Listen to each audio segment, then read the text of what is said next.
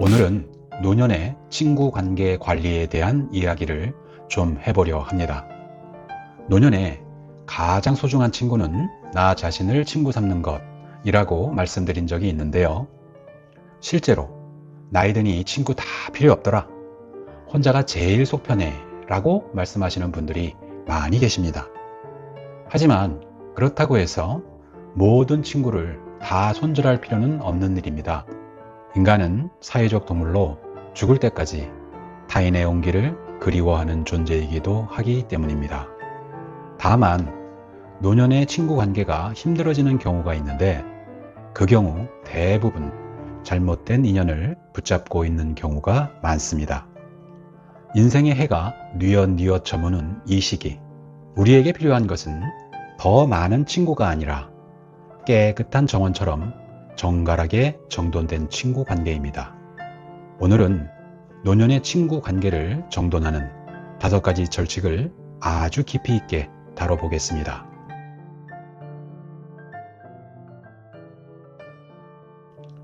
먼저 노년에 더욱 귀하게 유지하고 발전해 나가야 할 친구에 대해 이야기해 보겠습니다. 노년에 이런 친구 한 명만 곁에 있어도 참 복받은 인생이라고 할 수 있는데요. 아리스토텔레스가 말한 선한 우정이 바로 이런 케이스입니다. 그런데 여러분, 우리가 흔히 하는 착각이 있습니다. 오래된 친구가 무조건 좋다는 생각이죠. 하지만 현실은 어떻습니까? 수십 년 지기라는 이유로 선을 넘고 함부로 대하며 통제하려는 이들도 적지 않습니다. 또 돈이 많거나 사회적 파워가 있는 친구, 혹은 유머나 재치가 뛰어나고 호기심도 많아서 함께 있으면 늘 재미있는 일을 찾아내는 친구, 물론 좋지요. 하지만 이런 조건들이 노년의 진짜 우정을 보장해 주지는 않습니다. 소중한 친구의 가장 중요한 조건은 무엇보다 그 사람의 인격입니다.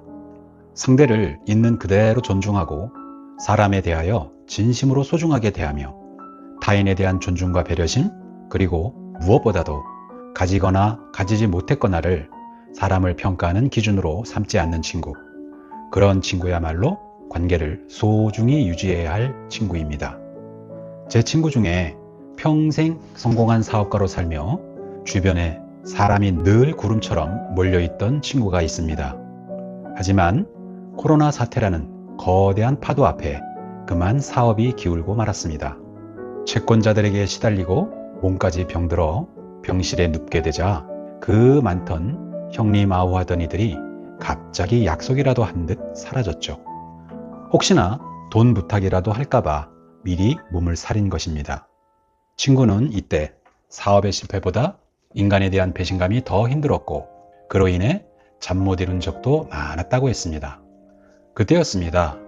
전혀 기대하지 않았던 고향 친구 하나가 먼 지방에서 일부러 휴가를 내고 찾아왔습니다. 평소 무뚝뚝하고 유머 한마디 던질 줄 모르는 친구여서 늘 재미없는 친구라고만 생각했던 친구였죠. 그 친구는 병실에 누워있던 내 친구의 손을 한참이나 잡고 있더니 이렇게 말을 하더랍니다. 친구야, 얼마나 몸고생 마음고생이 많나. 참 힘들겠네. 하지만 지금 이 상황은 결코 자네 탓이 아니네. 코로나가 와서 세상이 이리 될 줄 누가 알았겠나. 그러니 몸은 힘들겠지만 마음만큼은 죄책감이나 열등감에 가두어 자신을 괴롭히지 마시게. 그동안 너무 치열하게 살았으니 이번 기회에 푹 쉬어간다고 생각하게나. 그 친구의 마지막하고 진심을 다해 건네는 이 말은 사람들에게 상처받은 이 친구에게 정말 커다란 위로가 되었다고 합니다. 그리고 새롭게 추스리고 다시 일어설 수 있는 힘을 얻게 되었다고 합니다. 정말 고마웠던 건 어릴 때부터 함께 자란 친구였긴 하지만 평소에는 고향에 가서야 가끔 한 번씩 만나는 친구였기에 그 친구가 자신을 이토록 소중하게 생각하는지 전혀 몰랐다는 것이죠. 그 친구의 말과 행동에는 친구에 대한 진실된 마음과 소중한 관심이 가득 차 있었던 것을 느꼈다고 합니다. 그 친구는 늦게서야 발견하게 된 이 소중한 우정을 지금도 잘 갖고 나가고 있는 중입니다.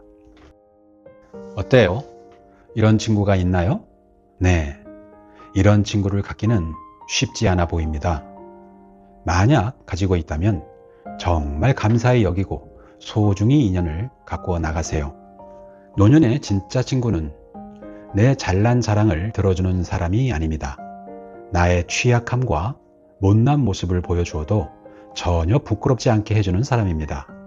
다른 한편으로 이런 진짜 소중한 친구를 만나기는 하늘의 별 따기처럼 어려운 일이지만 내가 그런 친구가 되기 위해 노력해보는 것은 그래도 비교적 쉬운 일이며 참 좋은 일입니다.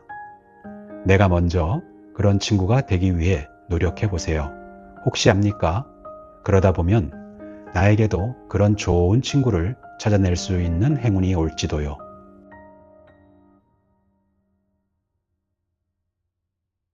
두 번째 이야기는 슬프지만 이제는 놓아주어야 할 사람에 대한 이야기입니다. 노년의 시간은 너무나 귀합니다. 부정적인 에너지에 영향을 받고 그것에 낭비할 시간이 별로 없습니다. 노년에 손절해야 하는 친구 관계를 몇 가지 유형별로 구분해 보겠습니다.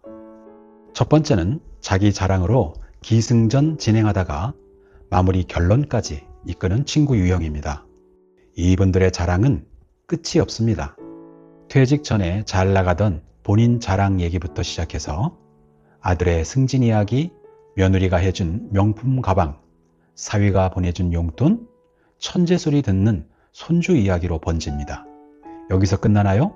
이번에 바꾼 차가 승차감이 좋네 하는 차자랑, 우리 집값이 얼마나 올랐네 하는 집자랑, 심지어는 내가 찍은 주식이 대박이 났네 하는 주식 자랑까지 그야말로 자랑 종합 선물 세트를 풀어놓습니다.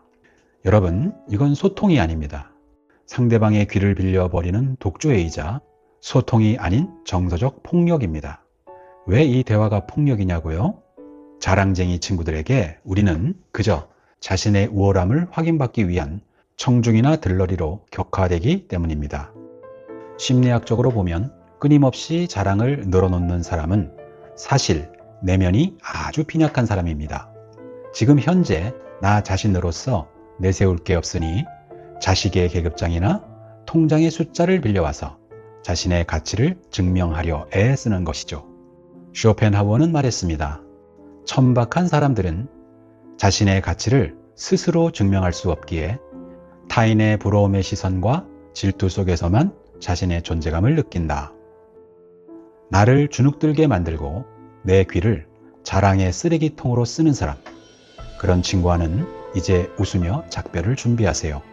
그 빈자리를 침묵의 평온함으로 채우는 것이 훨씬 더 우아한 노년의 삶입니다. 두 번째는 은근한 멸시자 유형입니다. 여러분, 주변에 이런 말 습관을 가진 친구가 없으신가요? 오랜만에 만나서 반갑게 인사하는데 대뜸 이런 말을 던집니다. 너는 아직도 그 동네 살아? 이제 나올 때도 되지 않았나? 또는 내가 조금 초췌해 보이면 걱정스러운 눈빛으로 말하죠. 그러게 내가 건강관리 좀 잘하라고 했잖아. 자기관리도 다 실력이야. 심지어는 예전 일을 들춰내서 속을 뒤집어 놓기도 합니다. 아이고, 그때 내 말 듣고 그 주식을 샀어야지. 아깝게 그 대박 기회를 놓쳐서 어떡하니? 내 말 들었으면 지금쯤 고생을 안 할 텐데. 어떠신가요? 이 말들을 가만히 뜯어보세요. 겉은 걱정이지만 그 알맹이는 나는 잘 살고 있는데 너는 왜 그 모양이니? 라는 은근한 무시가 깔려 있습니다. 이들은 상대방의 선택과 현재의 삶을 실패로 규정해버립니다. 그리고는 좋은 자라는 높은 위치에서 나를 내려다보며 군림하려 들죠. 소통을 하는 게 아니라 교묘하게 서열 정리를 하고 있는 겁니다. 이런 친구와 대화를 나누다 보면 나도 모르게 내 선택을 의심하게 되고 내 인생이 참 보잘것없구나 라는 우울함에 빠지게 됩니다. 여러분, 꼭 기억하세요.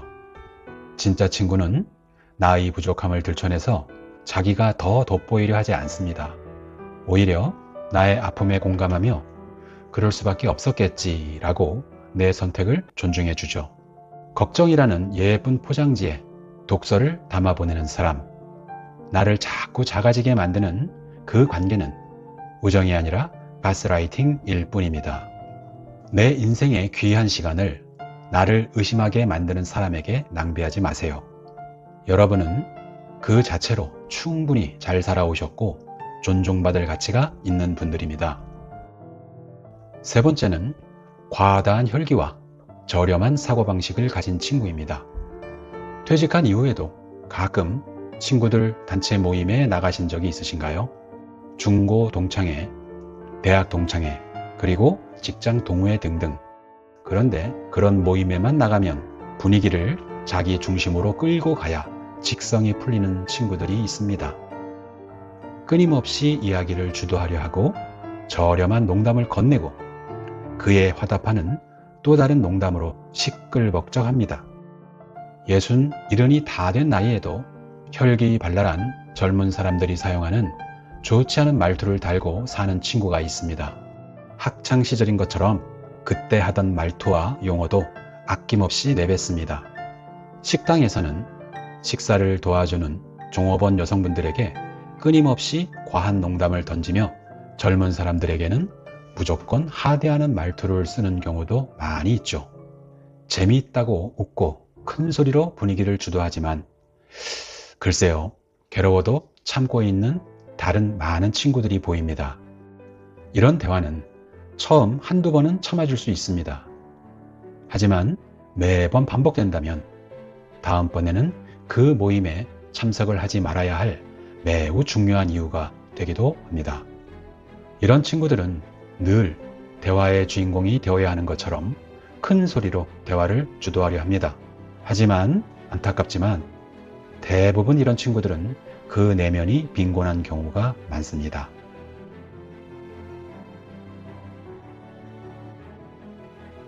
이번에는 이런 부정적 기운이 가득한 친구들과 큰 무리 없이 멀어지는 방법에 대한 이야기를 하려고 합니다. 손절이라고 해서 얼굴을 붉히며 싸울 필요는 없습니다. 노년의 이별은 가을날 잎이 지듯 자연스러워야 합니다. 많은 분들이 어떻게 매정하게 끊어내느냐고 묻습니다. 하지만 방법은 의외로 간단합니다. 첫째, 반응의 강도를 줄이세요. 상대가 자기 자랑을 하거나 험담을 할 때 예전처럼 맞장구 치지 마세요. 그저 아 그렇구나, 그랬겠네 정도로만 답하세요. 반응이 없으면 이야기는 거기서 마무리가 되고 상대는 재미가 없어 스스로 멀어집니다. 둘째, 바쁜 척이 아닌 나를 돌보는 시간을 선언하세요. 요즘 공부하는 게 있어서 연락이 좀 뜸할 거야. 요즘 몸이 안 좋아서 당분간은 모임에 못 나갈 것 같아 라고 부드러운 방어막을 치세요. 셋째, 단톡방의 피로에서 벗어나세요. 알림을 꺼두고 굳이 모든 말에 답하지 않아도 됩니다. 노년의 이별은 상대에 대한 복수가 아닙니다. 내 마음의 평화를 위한 정당방위입니다. 소리 없이 멀어지는 것, 그것이 우리 나이에 가질 수 있는 가장 우아한 이별법입니다.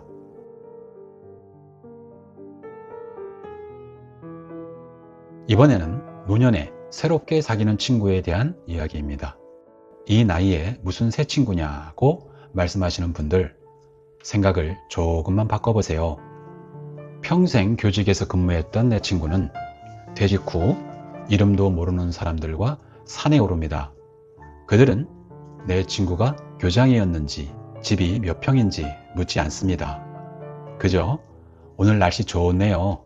이 오이 좀 드셔보세요 하며 웃을 뿐이죠. 내 친구는 이렇게 말합니다. 평생 만난 어떤 친구보다 이 사람들이 더 편해. 산에 대한 이야기를 할 때 나를 동료로 선입견 없이 봐주거든.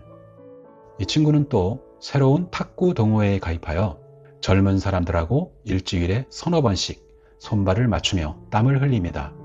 젊은 친구들과 복식팀을 이루어 시와 구에서 주최하는 탁구 대회에 출전해서 꽤 좋은 성적도 올렸습니다. 이런 새로운 인연들 덕분인지 이 친구는 같이 퇴직한 친구들의 모임에 시들합니다. 이 친구가 주로 모임을 주도해서 만나곤 했는데 요즘은 자신의 새로운 모임에 바빠 옛날 친구들의 모임을 개최하는데 게을러져서 다른 친구들의 비난을 받기도 할 정도입니다. 저는 이 친구의 새로운 열정적인 모임들 열렬히 지지하고 환영합니다. 이와 같이 노년이 되어 새로운 인연의 창구가 될 수 있는 곳이 참 많이 있습니다. 복지관의 취미 강좌, 지역 도서관의 독서 모임, 혹은 매일 아침 공원 산책길에서 만나는 분들. 과거의 나를 버리고 현재의 나로 만날 때 우리는 비로소 계급장을 뗀 진짜 인간관계를 경험하게 됩니다. 열린 마음으로 내가 누군데 감히 라는 생각만 버린다면 여러분의 70대, 80대에도 가슴 설레는 새 친구는 반드시 나타나게 될 것입니다.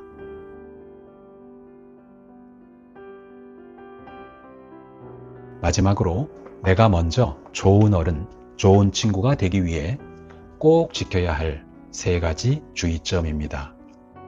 첫째, 입은 닫고 지갑은 여세요. 노년의 모임에서 가장 존경받는 사람은 말을 많이 하는 사람이 아니라 조용히 밥값을 계산하는 사람입니다. 돈이 많아서가 아닙니다. 상대를 대접하고자 하는 그 마음이 우정을 지속시킵니다. 둘째, 충고는 독약입니다. 자식 문제, 건강 문제로 힘들어하는 친구에게 내가 해봐서 아는데 이렇게 해봐 라고 하지 마세요. 친구는 정답을 몰라서 묻는 게 아닙니다. 그저 참 힘들었겠네 라는 공감 한마디가 듣고 싶은 겁니다. 셋째, 절대로 돈을 빌려주거나 빌리지 마세요. 돈이 오가는 순간 그 관계의 평등함은 깨집니다. 만약 정말 도와주고 싶다면 그냥 준다는 마음으로 건네세요. 그게 아니라면 정중하게 우리 사이의 돈 문제는 섞이지 않았으면 좋겠네 라고 거절하는 것이 우정을 지키는 길입니다. 여러분, 인생의 황혼은 결코 외롭거나 초라한 시간이 아닙니다. 내 정원을 망치던 잡초들을 솎아내고 그 빈자리에 향기로운 꽃들을 정성껏 심는 시간입니다. 노년의 친구 관계의 정립도 이처럼 정원을 가꾸는 마음이어야 합니다.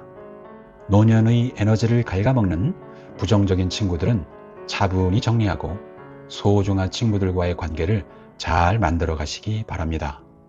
진정한 지혜는 멀리 있지 않습니다. 내 곁의 소중한 사람을 알아보고 나 자신을 평온하게 지키는 것, 그것이 바로 노을빛 시절을 아름답게 완성하는 길입니다.